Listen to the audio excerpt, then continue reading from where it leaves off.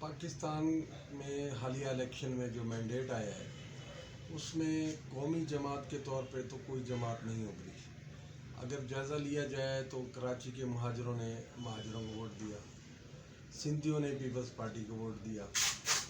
اور پنجابیوں نے مسلم لیگ نون کو ووٹ دیا، اور تحریک انصاف کو پٹھانوں نے ووٹ دیا، بلوچوں نے بلوچوں کو ووٹ دیا۔ تو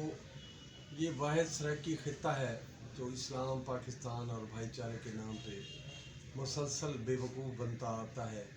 اور یہاں سرائکی ایشو پہ، سرائکی صوبے کے نام پہ جو ہے جتنی جماعتیں کام کرتی ہیں تو پنجاب تقسیم مخالف قوتیں اور وہ لوگ جو سرائکی وسیب کے وسائل پر قبضہ برقرار رکھنا چاہتے ہیں، ان کی سروسز کو اپنے کلچز میں رکھنا چاہتے ہیں، یہاں کی زمینوں کو ہڑپنا چاہتے ہیں، وہ یہاں کے سادہ لوگوں کو اسلام پاکستان کے نام پہ جو ہے وہ ہراساں کرتے ہیں، بلیک میل کرتے ہیں۔ پاکستان میں سرائکی وسیب میں جو مینڈیٹ آیا ہے وہ سپلٹڈ ہے۔ یوں سمجھ لیں کہ اس میں پی ٹی آئی کو بھی سیٹیں ملی ہیں، نون کو بھی سیٹیں ملی ہیں، اور پاکستان پیپلز پارٹی کو بھی سیٹیں ملی ہیں۔ تو سرائکی وسیب نے ان تینوں جماعتوں کو مینڈیٹ دیا ہے، اور مزے کی بات یہ ہے کہ تینوں جماعتوں کے منشور میں سرائکی وسیب پر صوبہ شامل ہے۔ تو ہم یہ سمجھتے ہیں کہ جو عذر ان کی طرف سے تھا کہ ہمیں 2/3 میجارٹی نہیں ہے، تو اب جو متحدہ گورنمنٹ بن رہی ہے مرکز میں، وہ مرکز میں 2/3 میجارٹی قومی اسمبلی میں رکھتی ہے، اور مسلم لیگ نون اور پی ٹی آئی مل کر صوبہ پنجاب سے بھی 2/3 اکثریت سے سرائکی وسیب پر صوبے کا بل پاس کرا سکتی ہے۔ تو میں مطالبہ کرتا ہوں تینوں جماعتوں سے کہ آپ تینوں جماعتوں نے سرائکی وسیب پر صوبے کے نام پر ووٹ لیا۔ پچھلی دفعہ اس نے پی ٹی آئی نے 100 دن کے وعدے پر لیا، اور مسلم لیگ نون نے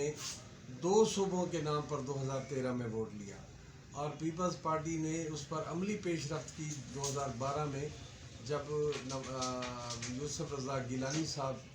پرائم منسٹر آف پاکستان تھے، تو کمیشن جو ہے وہ بنا، اور کمیشن نے 2/3 میجارٹی سے سینٹ سے بل پاس کیا تھا۔ تو اب کسی طور یہ مشکل نظر نہیں آتا